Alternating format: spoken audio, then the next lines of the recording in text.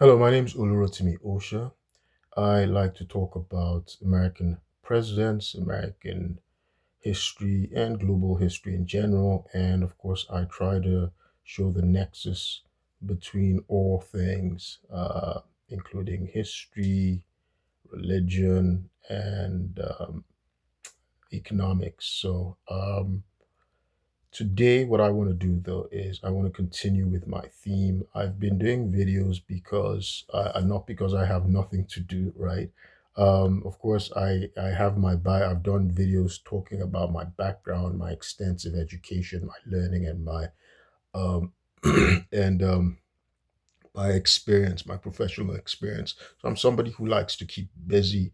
I'm an American citizen, but my family's back home in Nigeria. The reason I started doing these videos is because I have false charges against me in Montgomery County, Maryland. It's been 3 years.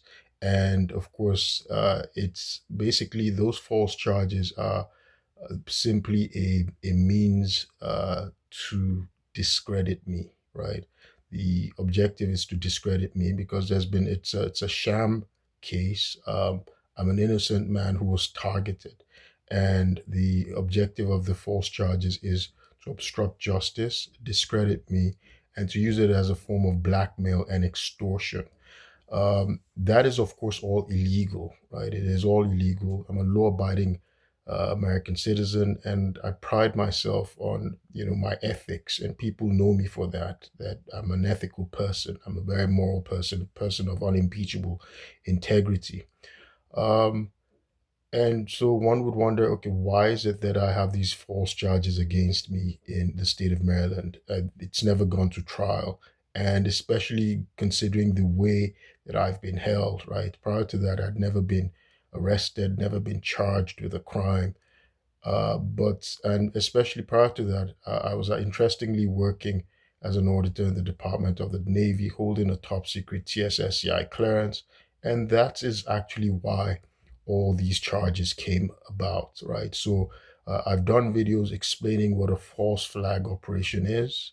I've done videos explaining what a swatting is. So these things, there's a confluence of these things, and including my job.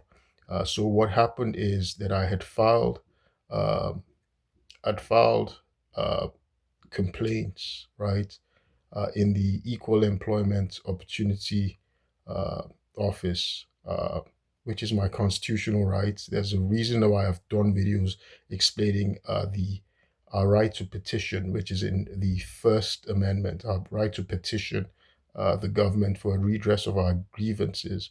And that's what you're also supposed to do if you work in the federal government. I've done many videos explaining these things. So I filed EEOC complaints regarding discrimination, regarding sexual harassment, regarding I filed an Office of Inspector General's office complaint regarding fraud, waste, mismanagement, abuse. I filed Office of Special Counsel complaints. So those are my constitutional rights to file, those things. And there's nothing wrong in filing those um, such complaints. They're either meritorious, and there's an attorney or an administrative officer or a magistrate who looks through the complaint process, the proceedings, and moves the case along.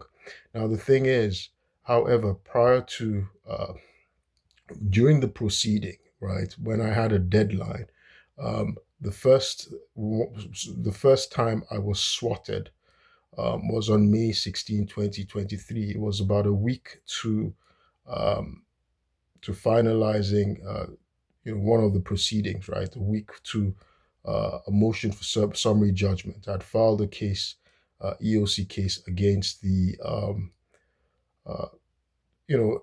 So the way it's titled is like me, I'm the complainant versus the Secretary of Defense. In that case, it was uh, Lloyd Austin. But obviously, it wasn't Lloyd Austin that I was filing the complaint against. I was filing a complaint against people called responsible management officials, right? And one of them was Kirstin Riesbeck, right? She's a senior executive, and another person was Jamie A. Simon, and some other people, right? They had auxiliary roles, but it was those two people I was working with, and they have a pattern, right, in which I don't know if their role in the Pentagon was to serve as honey traps, right? I've done videos explaining what a honey trap is. That's like in the world of espionage. But here I was a McCain fellow, and I was told, I had been hired, but there are strange things going on, including I was being hit on. There was they're making comments. They were making salacious comments where there was there were innuendos, all sorts and harassment, all sorts of stuff going on, right? But in any event, I filed complaints. That's my constitutional right. So while this was going on, and I had a new position again as an auditor in the Department of the Navy, and then it turns out that the people, because Kirstin Riesbeck, or maybe her boss, somebody she'd reported me to because I'd reported her, right? It turns out that she continued to harass me while I was an auditor in the Department of the Navy, right? Because my job in the Department of the Navy was to actually do courses, take courses. But these certifications, even though I was completing them, or if I was signing up for a class, my supervisor would ask me to sign up for a class. Each time he approved it, every time I'd be kicked out of the class. This went on numerous times, maybe like 10 times, as the old Hebrews would say in the Bible. 10 times, that means numerous times, right? Not specifically 10 times, right? I'm just, like a figure of speech. This went on and on.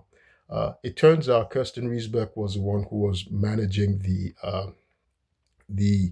the court certification process of the course I was supposed to be doing. But I had a case, ongoing case against Kirstin Riesbeck. So here she was using her position to retaliate against me again, right? She uses her position to try and extort sex from me, from her subordinates, her and Jamie A. Simon. When you don't play ball, then they retaliate and they tell lies. They fabricate documents and things against you. They, falsify government records. And instead of letting the process go on, they get, their racket that's in the Department of Defense and the Pentagon, their racket to do all sorts of things, right? To falsify government records and then to engage in instigating a swatting, and also in false flag operations.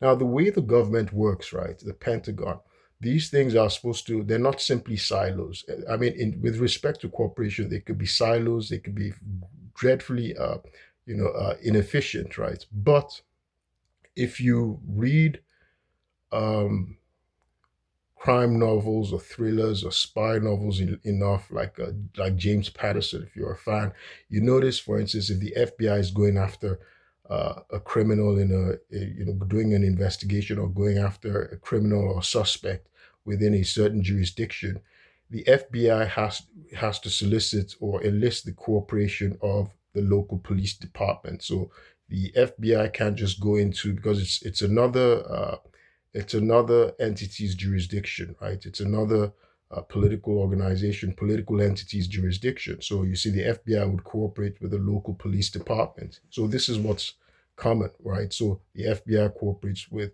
Naval Criminal Investigative Service. They have purview with respect to Navy criminal matters within the Navy.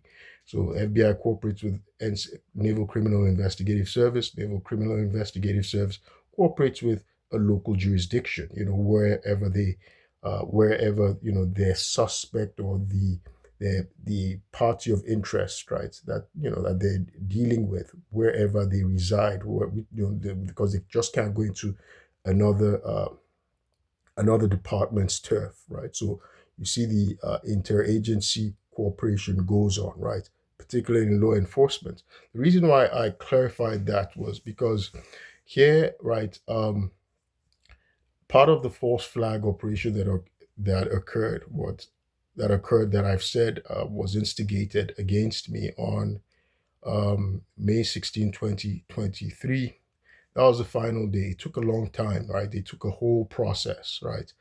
Um, was that it was Montgomery County Police, right, that came to pick me up and assaulted me and filed, the false charges against me. So it doesn't show, right? Part of the reason it's a false flag, and I've done a video explaining what a false flag operation is. The reason it doesn't show anything that the Navy was involved is because, it doesn't show you which officers came, locked me in, or assaulted me. It doesn't show anything like that. But fortunately, my neighbor, one of my neighbors on my floor, said he saw people dressed in military gear, holding rifles, right? Holding rifles in the stairwell, right? And what they said was that there was a criminal in my apartment holding a woman hostage. I don't know if that was a metaphor with respect to me filing a complaint against Kirstin Riesbeck and Jamie A. Simon, right? So I don't know if that was what it was, but in any event, that's what they said they saw, right? Different, and the way, the force that they used to come and pick me up, and then the fact that eventually my Navy access card was taken. The Montgomery County Police would never take my Navy access card. They didn't say they took it. They claimed they didn't take anything. So the Navy was clearly there and removed that Navy access card. Nobody would dare take that Navy access card. They'd be in trouble, right? So the Navy was there. It was a Navy operation. And another reason, why do I know? The Navy scheduled an appointment with me on that day, right? To take me through, the pretense, right? Their pretense was that they were taking me through a process to hire me on the military side in military intelligence, right? This was the pretense that they had. And they had solicited me, very intensely, right, over a period of weeks prior to this incident through my Columbia email. They were soliciting me, they were just reaching out to me, they would call me and all that stuff. And all of that, all of a sudden after that incident, it died down, right? So they were working towards something, right? They're working towards something, towards an event. And I'm not a criminal, there's no reason for the Navy to come after me. I'm an American citizen, law abiding, working for the federal government. But I filed a complaint. That's my right as an American citizen, my right as a federal government employee, trying to make sure that our I'm abiding by the oath that I took to the Constitution, right? But we have a racket, right? We have a racket violating RICO laws. RICO, that's racketeering, influence, and corrupt organization. So they operate like a deep state from the HR department, right?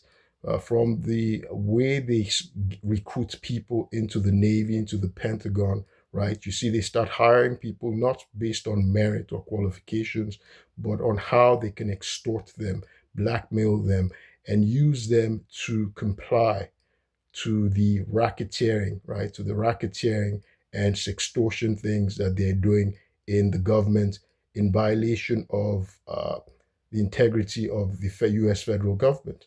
And this is something that I was obviously, I was a victim of on May 16, 2023, and it's ongoing, right? It's ongoing. So one of the things that they did was, so they created a narrative. They had a script, right? My life is going well, nothing amiss, nothing awry. Everything is going well. I do my job. I live alone. I have my apartment. I had money in my bank account, all of that stuff. But they started this false scripting, right? The formulaic pattern. So what they were going to do was that this guy, right, he was working, he was showing erratic behavior with his colleagues, right? That's what they were going to demonstrate. And they took time, right? They took a lot of time to ask me during this process, and they pretended that they were taking me through um, another clearance. They pretended they were taking me through another type of clearance, special access program clearance, right? Because they gave me this, pumped me up about this role they were hiring me for, huge important role that I'll be writing the I'll be writing I'll be writing reports for the Auditor General of the Navy so she could present it to Congress. Meanwhile, the Auditor General of the Navy, she was the one who, by the way, asked me to file the petitions, the EEOC petitions against Kirstin Riesbeck, right? To hire an attorney, file petitions, EEOC complaints, right? Because to clear up my name, to also file another one against someone who was harassing me in the Navy, because she was the Auditor General of the Navy. She had told me not to let anybody know that I knew her. We talked virtually every day for hours, right? So she made out that she was helping me, and that's what I believed, that she was helping me, because she's like 20 years older than me. So I saw it in a maternal way, right? That she was, I didn't think that, well, it was bizarre. My friends were saying, look, she's really interested in you romantically, and she's just using the job as, to angle, she's angling her way through by using the position as bait, right? That's what they said. So I would find out. I had a friend who had worked at the Pentagon, by the way, and she warned me when I got in. She said, look, the way she described the Pentagon, it was like a lecherous playground, and it was like everybody used sex as a means. Most people, not everyone. There'll be people who do the right thing, or who have the power not to be intimidated or exploited or blackmailed. There'll be those people, right? But for the most part, there are many people who just come in, and sex is used to extort and blackmail, and to use it as a means of getting ahead, right? And of course, I'm not that sort of person, and I wouldn't submit to that. In any event, let me say precisely what happened, right?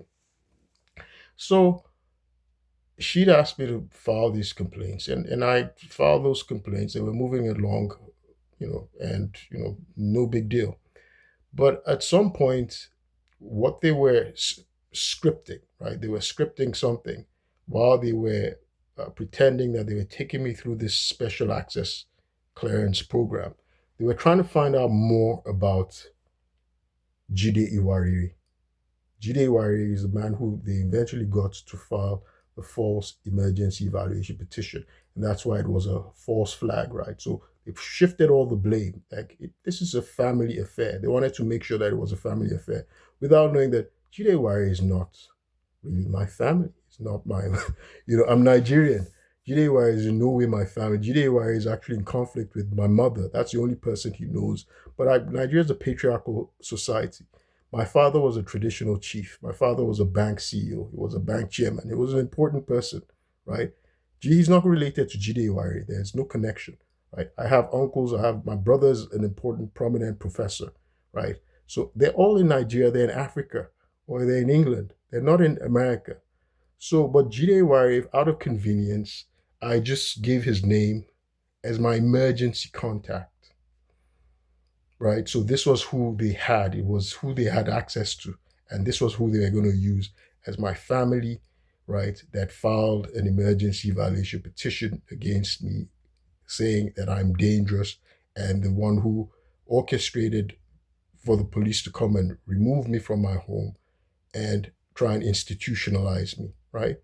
And they were doing their own script, right? That, well, this guy, he couldn't get along with anybody in the Navy, in the Pentagon, and he was threatening people. He couldn't do his job, right? He wasn't doing his job. He was breaking down. He was just, and he was just disoriented, and he was dangerous. He was a threat to us, right? That was just false script uh, they were doing. Why were they doing it? To protect the reputation of the woman who committed acts of moral turpitude. That's Kirstin Riesbeck and Jamie Simon, right? How do I know it was all Kirstin Riesbeck? I'd filed a complaint against Kirstin Riesbeck. It was ongoing. By the way, let me go back a little bit. So, at some point while I was a McCain Fellow, something happened, right? Something happened, and someone now let me know that the person who was pulling the strings was Kirstin Riesbeck. This was something I had no idea. I didn't know at all that she was one pulling the strings. So this person called me, and she was in the Pentagon. She was from the Pentagon, and she said, "Look, uh, go and get a lawyer. You're going to get back in here. Go and get a lawyer. It's Kirstin Riesbeck. This is personal. You haven't done anything wrong. It's personal. What she's doing is unethical, but she's very powerful. She's very high up. That this other person, there was another woman who apparently was ex-CIA. She was a senior executive herself, and her name was Dr. Mary Byers. So somebody directed me to her, and then she comes back, and then she's trying to offer me money that I should resign, blah blah blah. They will give me $5,000 to resign and just go away because Kirstin Riesbeck apparently was the one who was pulling the strings, wanted to remove me as a McCain Fellow, right? Even though I was a McCain Fellow, she and her friend, I don't know if they're honey traps, right? They had been trying to, they'd been doing things that were salacious. I was not interested, and Jamie Simon goes to her and says, "Oh, that I'm going to ruin her career, blah blah blah." And then they decide to do this stuff. I had no idea this was behind the scenes stuff. I didn't know what was going on. So this person calls me and says, "Look, this is what you should do." The person pulling all the strings who's doing this, she's doing stuff that they're illegal. She's not supposed to do it, but she's powerful. It's Kirstin Riesbeck. She's a senior executive, and she's over this person who was ex-CIA, right? Had been in CIA for a long time. So I'm surprised because that woman, if you see her resume, Dr. Byers, her resume was very impressive. She'd been in the CIA for over 20 years, and she's a senior executive, right? But she'd moved to the Pentagon. So she said, no, she can't do anything. She has to do what Kirstin Riesbeck wants her to do. She said, go over Kirstin Riesbeck. Go to Michael Donnelly. Michael Donnelly used to be Secretary of the Air Force. At that time, he was Director of Administration at the Pentagon, right? So he was head of the program I was in. He was higher than Kirstin, higher than all these people, or whatever. So she told me, go to him, get somebody to go to him, right? If you go to him, he wouldn't want any scandal, right? He's going to resolve it immediately. Go to him. So I went, I reported to him, and he responded, right? Michael Donnelly, if you Google Michael Donnelly, you see he's a big deal. He's high up. He responded. He said, okay, you learned that I've gone through the right process. I filed a complaint. He doesn't want to interject himself. So this stuff went really high up, right, that I'm talking about. So, and I have no reason to fear that, okay, anything is going to happen, they're going to do anything bad, because it's all the way high up, right? And I'm clean, right? My conscience is clear that somebody has done something unethical. That's Kirstin Riesbeck. She's demonstrated acts of moral turpitude and abused her power. And I'm trying to, prove my innocence, right? I don't need to prove my innocence, but I'm trying to demonstrate that she's done something unethical and violated our laws and the Constitution of the United States government, right? It's a federal government. It's government of we the people. It's not private sector. Private sector, you could do anything you want to if you're the owner of the firm. Bill Gates can fire whoever he wants to fire. I guess he's retired now, but when he was running Microsoft, he could fire whoever he wanted to. But in the federal government, it's not that way. It's a different process, and then we have to. Your constitutional rights are still protected, right? You're protected from defamation, false accusations, And here was Kirstin Riesbeck and Jamie A. Simon. They were perverting, the civil service, the integrity of the civil service. So that's where that was. Now back to the May 2023 period. So they had the script, right? So formulaic that this person had gone crazy and was really crazy all along. And you could see it in his interaction with his colleagues or whatever at work and with his family. So they got somebody in the family, somebody who's supposed to be my family. That's Jide Wariri, an old man that I met in America. I had no interaction with him. My family doesn't have any interaction with him. So the way they accessed him was because he was the emergency contact that I gave them, right? Because they wouldn't, that was simply the emergency contact that I gave them, right? I don't face or suffer emergencies, so he was just a placeholder in case of any event. It's my mother, my family, He knows my mother is my mother is meant to contact. He doesn't know my brother. They don't talk. He doesn't know my siblings. I have several siblings. I have uncles in Nigeria, aunts. He doesn't know these people, right?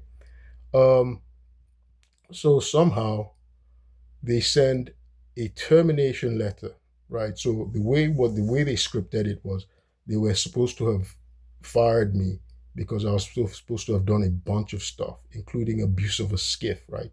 So another way it comes in is they did a FISA. So we have to be very careful. FISA is Foreign Intelligence Surveillance Act. So they went all the way and did a FISA, right? This is what a private civil attorney who was an ex DOJ prosecutor told me. And he's also ex military intelligence. And this was what he told me. He said they did a FISA. So a FISA is something, it allows the government to surveil people that they say they're foreign agents. I mean, they're spies or they're terrorists. I'm neither a spy, right? Otherwise, the government would not hire me giving me a TSSCI. I'm not a spy. I've been in America. I've never been a spy. I'm not a foreign agent. I'm not a terrorist, right? Far from it, right? But I'm somebody who simply filed petitions, complaints against rogue agents in the Department of Defense and Department of the Navy, including Kirstin Riesbeck and Jamie A. Simon, for their acts of moral turpitude. And I'm protected by the Whistleblower Protection Act, right? There were other people I filed complaints against, and that's my constitutional right. So I'm protected by the Whistleblower Protection Act. They can't fire me in retaliation. They can't demote me. They can't start to harass me. But this is exact. So, and there was no reason for me to think any of that happened. But somehow they had spent time asking me about Jide Wariri. They kept asking me. I was so concerned. Why are they asking me about Jide Wariri? They didn't ask me about other people related to me. It was this one guy they kept asking about because it was him they were going to use to instigate the swatting and the false flag operation. They kept asking me at some point, and I'm not going to go into details. So eventually, anyhow, they ostensibly did a termination, and it's Jide Wariri, not to my house. They sent the termination letter. How can I be working for the federal government? I live alone in my home. And the federal government decides, the Navy decides to terminate my employment, but they send it to Jide Wariri, we don't live together. Why would they send it to somebody else, right?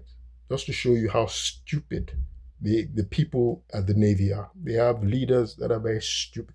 They hire incompetent people, right? They're just abusing, they just use brute force without intelligence. They're abusing they act supposed to be acting in the name of the American people, but they're abusing our resources, our taxpayer money, and they have a racket, right? They have all these nepo babies. Nepo babies is not just for wealthy people, right?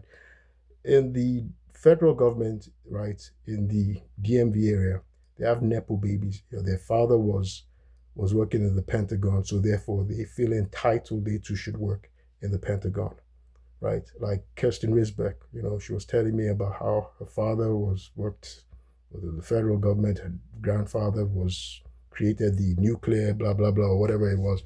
So I was just listening. The same thing with Jamie A. Simon. Her father worked as a National Institute of Health. I'm so irritated. So they have this revolving door in the DMV area. And you see they're just revolving incompetence, corruption, and they're creating a sextortion ring to extort and blackmail.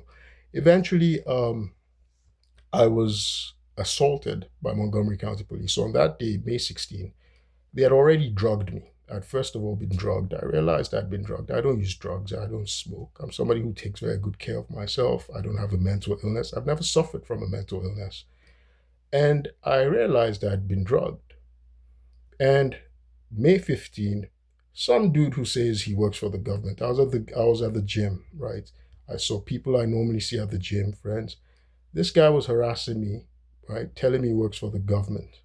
Threatened me May 15, 2023. Around that same day, same night, I noticed a female soldier in my building, white woman, tall. I'd never seen her before. Normally, when I see soldiers, I'm very happy. I'm happy to see them because I respect soldiers. That okay, they're the ones who because they protect our country, they're selfless, they help preserve the rights that I have. And so I greeted her. I noticed she had been following me. It wasn't until after I greeted her and she ignored me and walked back, I realized, okay, this woman's following, but I'm not paranoid. I wasn't bothered. It's in retrospect that I'm connecting the dots that, okay, so this is what happened. This is what happened. I'm connecting the dots in retrospect. So um, when I realized I'd been drugged. But I don't take drugs. So I wanted to be clear. I wanted to be sure. So something I did was I sent an email to my friend and let her know. Okay, I've been drugging. I wanted to be sure, and all my thoughts, all my process, everything confirmed what I thought. So the Navy and Kirstin Riesbeck committed a serious crime. It's a serious federal crime, right? Kirstin Riesbeck, Kendra Cheese, several of them. They're abusing the law, right? And they use this FISA, and this is something that Americans should speak up against. That FISA allows government officials to target their opponents, the American opponents. They abuse it. They can use it to cover up their crimes. They can use it to cover up RICO activities that they're engaging in. And that's exactly what sort of happened in my case. So I've done videos talking about the sorting that happened.